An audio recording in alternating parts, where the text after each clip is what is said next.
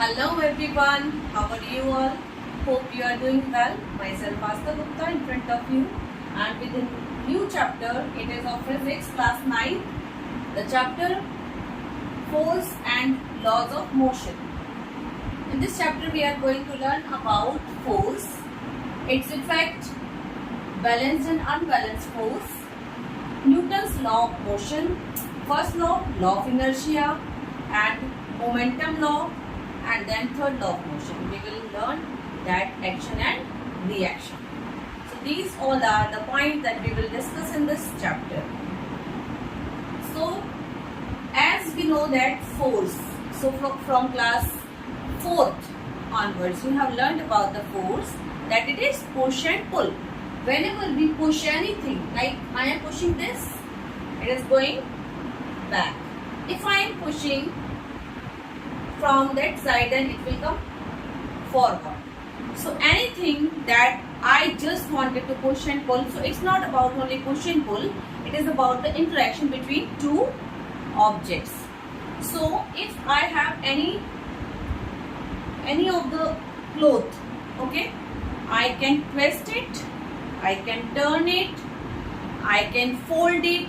Matlab, with the force I can do anything with this. So what we are doing exactly here, we are changing its shape.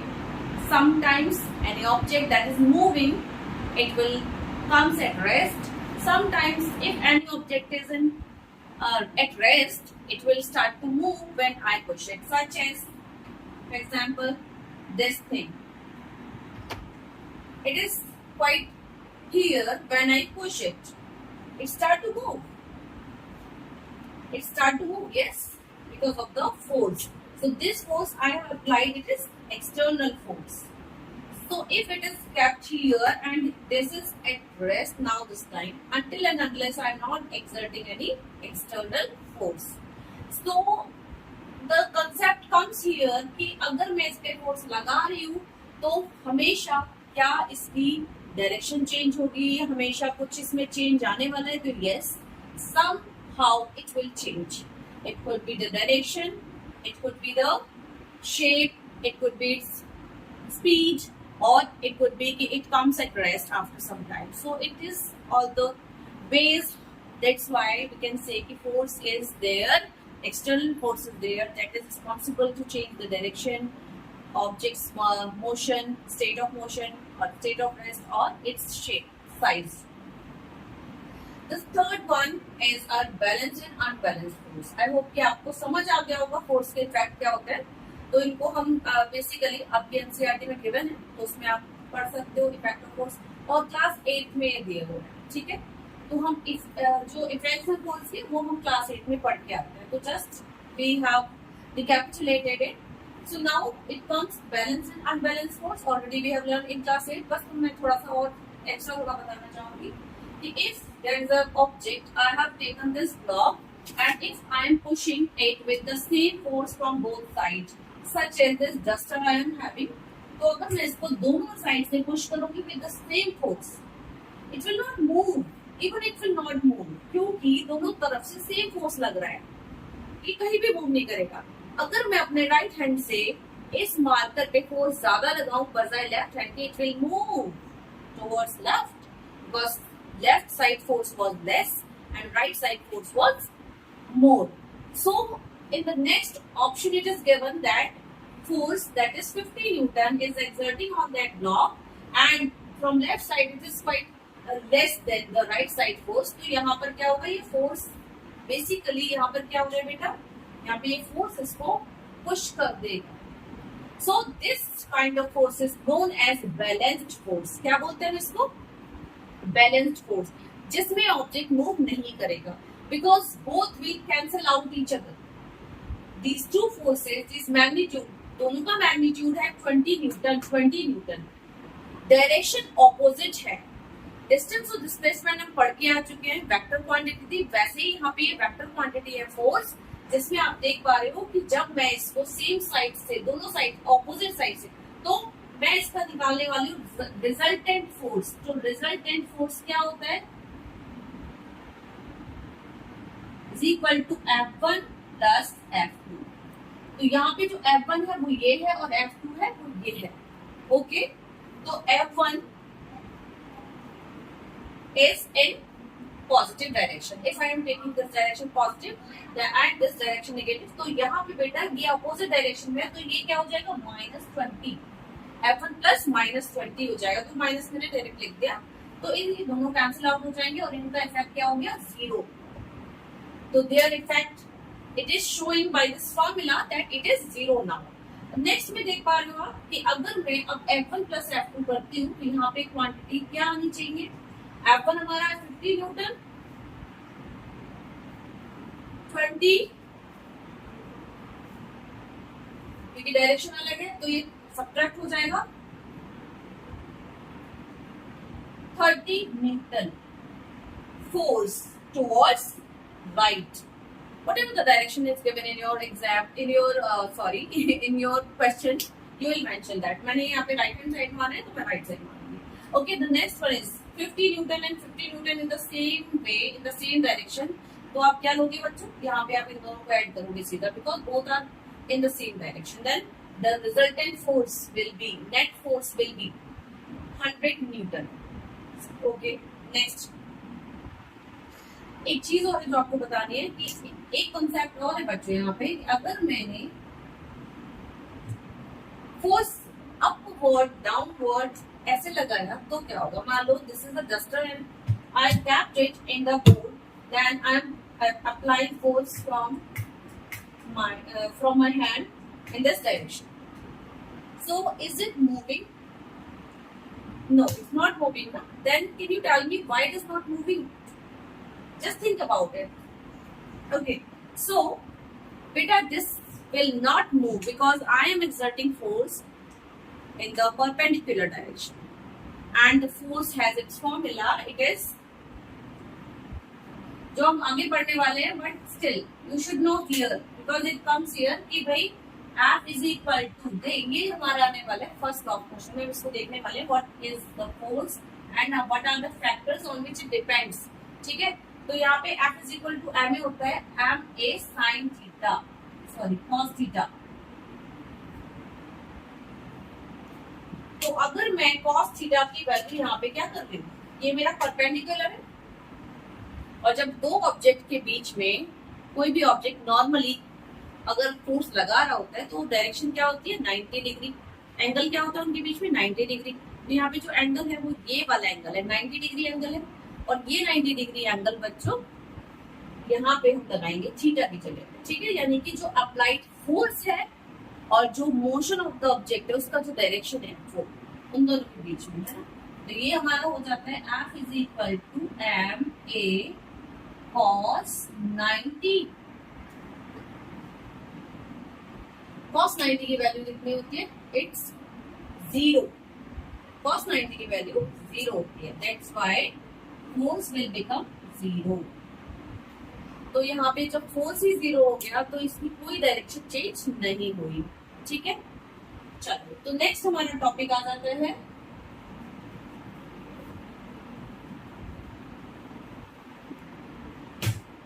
Newton's laws of motion. तो Newton's laws of motion में बेटा first law is very important because in this law we will learn about the inertia.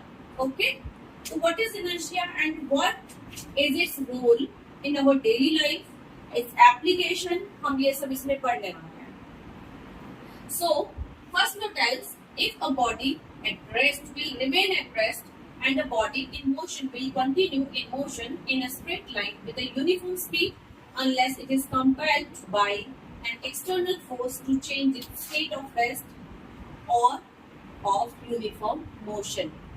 तो अगर मान लो कोई object रखा हुआ है, मैंने आपको ये बताया है अभी भी इससे पहले, तो इसको अगर मैं मूव करा रही हूँ तो मुझे एक्सटर्नल फोर्स की रिक्वायरमेंट है, या फिर कभी हम गाड़ी चला रहे हैं और कंटिन्यू हम उसको चलाए जा रहे हैं, तो अगर मैं इसको रोकना चाहती हूँ तो क्या मैं इसमें कोई फोर्स अप्लाई करूंगी?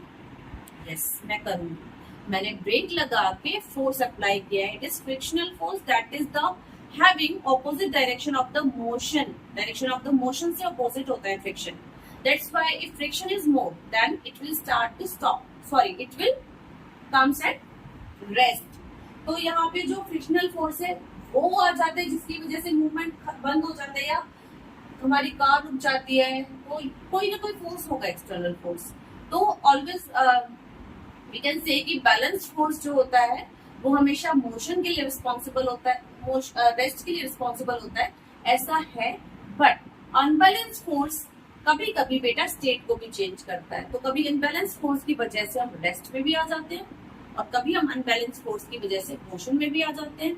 तो दोनों केसेस हो सकते हैं. तो स्टेट चेंज हो रहा है, state of rest, state of motion, both will change because of the unbalanced force, right. So because of this first law of motion, ठीक है. तो इतना समझ आया. So what is happening, why this object is having its needed some force to move, because बेटा it is at rest. और जब तक ये रेस्ट में रहेगा, ये अकॉर्डिंग टू न्यूटन, या हम कह सकते हैं कि Galileo, he also gave us this term inertia. उन्होंने भी इस पे काम किया था. उन्होंने एक स्लोप लिया था और उस स्लोप में उन्होंने एक मार्बल को रोल कराया. तो जब उन्होंने मार्बल को रोल कराया तो उन्होंने देखा कि जो सामने वाला स्लोप था, अगर वो सेम एंगल पे है, ये और ये एंगल अगर सेम है, तो it will go and will continue to move until it reaches its same height from it was thrown. जब इन्होंने स्लोप को लेस स्टीप किया, इसका स्लोप कम करते गए, तो इसने अभी यहाँ तक आया था, अगली बार ये यहाँ तक गया, और जब और स्लोप कम कर दिया तो और ज्यादा ये दूर तक जाएगा, और जब इसका स्लोप बिल्कुल खत्म कर दिया तो ये कंटिन्यू मूव करता रहा. इट मीन्स कि if any external force is not there, then the object will keep moving up to infinity. चलो, अब ये तो मैंने आपको बता दिया, न्यूटन बता के गए थे मुझे. लेकिन क्या आप ये जानते हो कि हमारे एटमॉस्फेयर में इट्स नॉट पॉसिबल कि अगर कोई ऑब्जेक्ट मूव कर रहा है, it will continue to move until and unless we are not applying a force.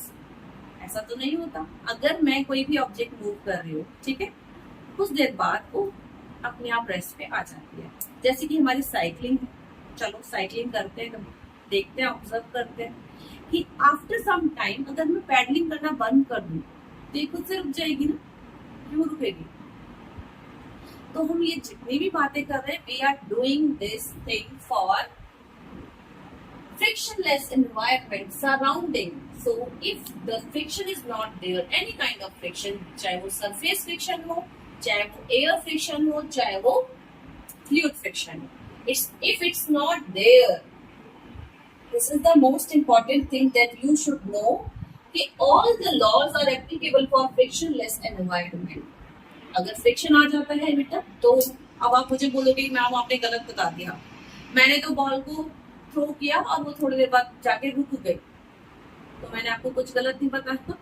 ये सारे के सारे लॉज जो न्यूटन ने हमें दिए हैं, वो सारे फ्रिक्शनलेस सराउंडिंग के लिए बेटा, है ना. तो वहां पे कोई एयर फ्रिक्शन नहीं कुछ होना चाहिए, then only they will be applicable. तो अब क्यों दिए, अगर हमारे पास कोई ऐसा एनवायरमेंट नहीं है, ऐसा कोई सराउंडिंग नहीं है, क्यों दिए ऐसे laws?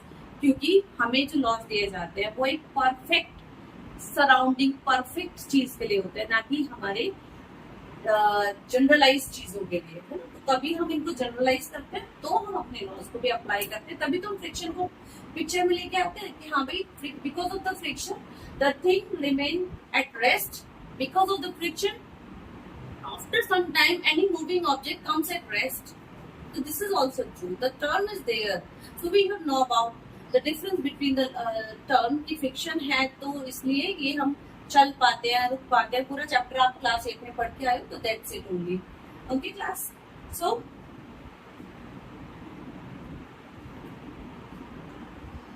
In the first law of motion inertia के बारे में पढ़ रहे हो. इनर्शिया बहुत इंपॉर्टेंट पॉइंट है बेटा. तो inertia is what? It is the property of an object, tendency, property, characteristic of an object that resists the change in its state of rest, a state of motion. तो कोई भी object state of motion है या state of rest में, मतलब जो भी वो कर रहा है, it will continue to do that because until and unless it is not compelled by any force. तब तक ये चलता रहेगा जब तक इस पे कोई फोर्स नहीं लग रहा, तब तक ये स्टेट ऑफ रेस्ट में रहेगा जब तक इस पे कोई फोर्स नहीं लग रहा। सिंपल। अच्छा, व्हाट इज इनर्शिया? ये इसकी प्रॉपर्टी है, टेंडेंसी है। तो कोई भी ऑब्जेक्ट है, for example this is the object, इसकी अपनी टेंडेंसी है कि यहाँ पर रहेगा। मेरी टेंडेंसी है कि मैं अगर बैठी हुई हूँ तो मुझे कोई कोशिश करे लाने की तो नहीं हिला सकता, है ना, क्योंकि मैं भी इनर्शियल हूँ। यस, बिल्कुल हूँ। Any object that has mass is inertial. अच्छा, इनर्शिया किस चीज पे डिपेंड करता है? ये डिपेंड करता है बेटा मास पे। ऑब्जेक्ट में कितना कंटेंट है, वेट पे कह सकते हो आप।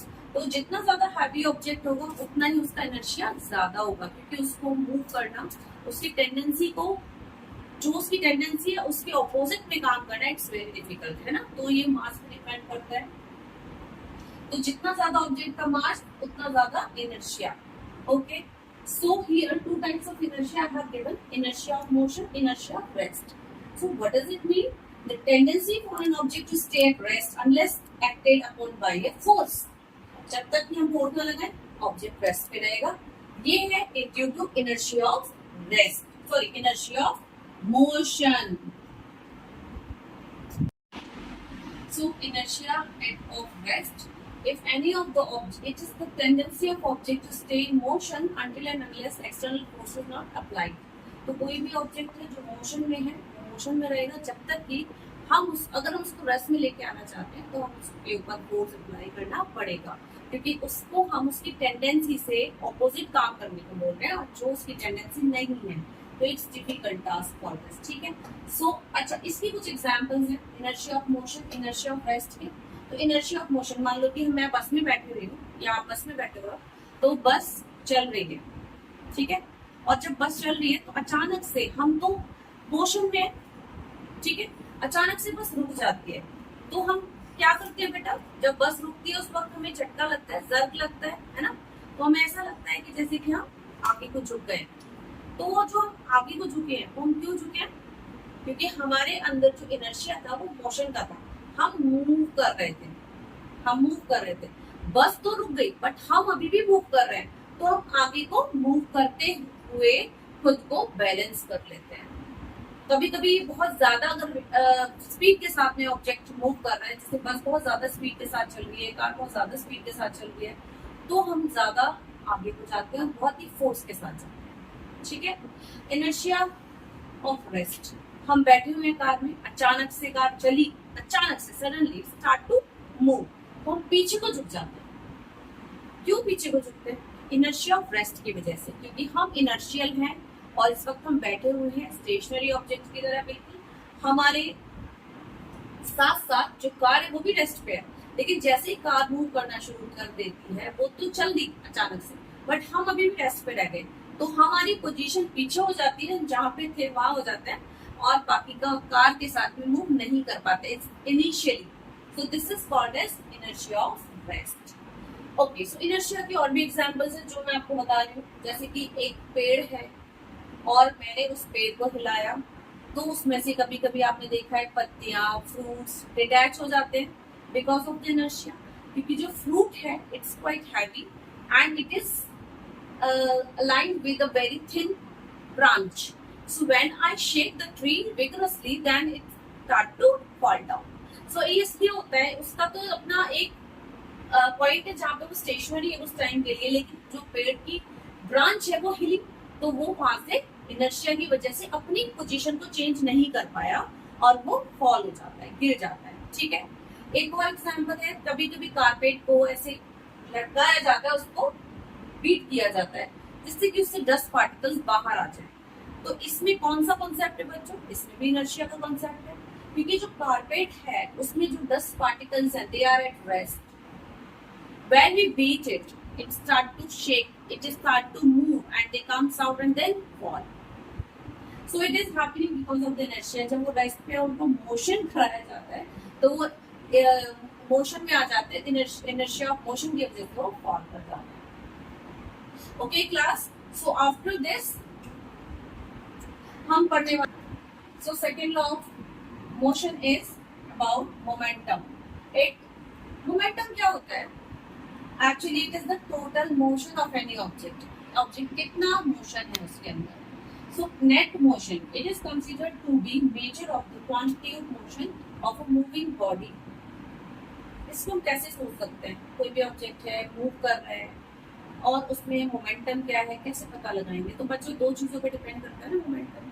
कोई भी अच्छा आपने जब कंसिडर करो, एक हैवी ऑब्जेक्ट है, एक लाइटर है, एक क्रिकेट बॉल है, एक टेनिस बॉल है.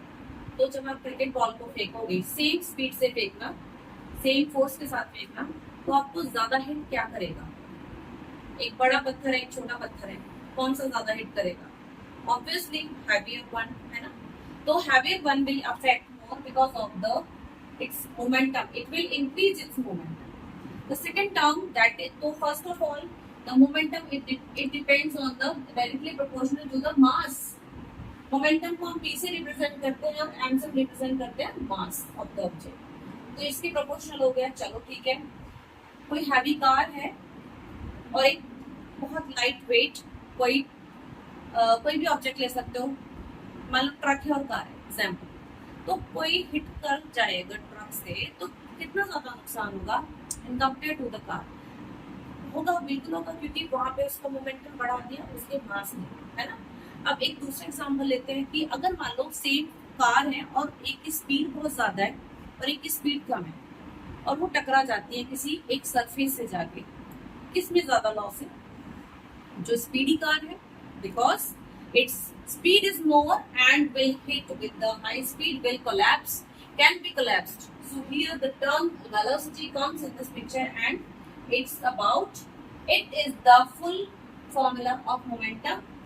It depends on mass of the object and velocity of the object. ठीक, क्योंकि जो मोमेंटम है बेटा टोटल मोशन को डिस्क्राइब कर रहा है और टोटल मोशन को हम सिर्फ तभी डिस्क्राइब कर सकते हैं जब हम उस ऑब्जेक्ट के बारे में पढ़ेंगे. ऑब्जेक्ट के बारे में हमें नेट कंटेंट, नेट मास पता होना चाहिए और उसका वेलोसिटी पता होना चाहिए. ओके, तो यहाँ पे जो वेलोसिटी होगी वो वेलोसिटी चेंज इन वेलोसिटी भी हो सकता है या वेलोसिटी भी हो सकता है. ठीक है. तो अगर मैं ये बोलूँ कि भाई ऑब्जेक्ट की इनिशियल वेलोसिटी और फाइनल वेलोसिटी डिफरेंट थे तो हम चेंज इन मोमेंटम भी निकाल सकते हैं. ठीक, तो वहां पे हम चेंज इन मोमेंटम कैसे निकाल सकते हैं. निकालेंगे इसको p is equal to mv, p is equal to m v2 minus v1. तो अगर मैं इस पे आपको कोई क्वेश्चन दूं तो आप उसको निकाल पाओगे. डेफिनेटली आप निकाल पाओगे इस पे. और जब हम इसके बारे में करते हैं बेटा, ये क्वेश्चन नंबर दो क्वेश्चन है. तो calculate the change in momentum of a body weighing 5 kilogram when its velocity decreases from 20 meter per second to 0.2 meter per second. ठीक है. तो वेलोसिटी चेंज हो रही है. मैं आपको फॉर्मूला बताया था, चलो लिख लेते हैं. तो p is equal to m v2 minus v1. ठीक है. तो यहाँ पे मास कितना है 5 और वेलोसिटी v2 कितना है 0.2. डिक्रीज हो रही है, कम हो रही है वेलोसिटी. डीएक्सेलरेशन हो रहा है. डिसेलरेशन में क्या होता है, इंक्रीज नहीं होगा, डिक्रीज होगा. रिटार्डेशन वाला केस है जो अपने मोशन में मैंने पढ़ाया था आपको. ठीक है. तो ये हो जाएगा हमारा 0.2 माइनस 2 20 था ना, वैसे था 20 metre per second. Okay, is equal to, ये हो जाएगा हमारा 5 into 0.2, 20 minus 0.2 कितना होगा. It's 19.8, right? मल्टीप्लाई कर लेते हैं. 5 is the 9, 5 is the 5, 9, 99.9. और मोमेंटम यूनिट कौन बताएगा मुझे, सोचो. चलो यूनिट निकालना बता देती हूँ. अब यहाँ पे आ गया है तो unit of momentum will be kilogram metre per second. कहाँ से आया, simple. p is equal to mv. m का यूनिट किलोग्राम, b का unit metre per second. So the unit of momentum will be kilogram meter per second. So 99 will be the answer here. The next question. what is the momentum of a man of mass 75 kilogram when he walks with a uniform velocity 2 metre per second. इसमें आपको कुछ नहीं करना, ना velocity change हो रही है ना ही कोई और केस है, सिंपल सी बात है। अगर इसमें मोमेंटम पूछा गया है, मास गिवन है, वेलोसिटी गिवन है, simple p is equal to mv करेंगे। आप मेरी तरह डायरेक्ट नहीं करोगे, आप पहले लिखोगे given m is equal to this, v is equal to this और तब करोगे। तो p is equal to m is what, it's 75 into 2 is equal to 150 kilogram meter per second. So this is the value of this. ठीक बच्चों, एक चीज है जो मैं आपको बताना चाहती हूँ और वो ये है कि जो हमारा फोर्स होता है वो हमारा वेक्टर क्वांटिटी होता है। क्या आपको पता है क्यों होता है? मुझे आप बताएंगे कि वेक्टर क्वांटिटी एंड फोर्स को क्यों मानते हैं, why it is a vector quantity. अगर मैं ये बोलती हूँ कि force is equal to mass into acceleration, so acceleration is the vector quantity as we have discussed in class motion, right? So there are many more questions in this chapter और काफी कुछ है जो भी बचा हुआ है। अब हम बाकी करेंगे दूसरे, मैं एक और वीडियो बनाऊंगी जो आपको कल मिल जाएगा। तो इसमें जो भी आपको अभी तक मैंने पढ़ा है उसको एक बार रिवाइज करके रखिएगा and we will meet again for the next video. Okay, till then bye bye, take care.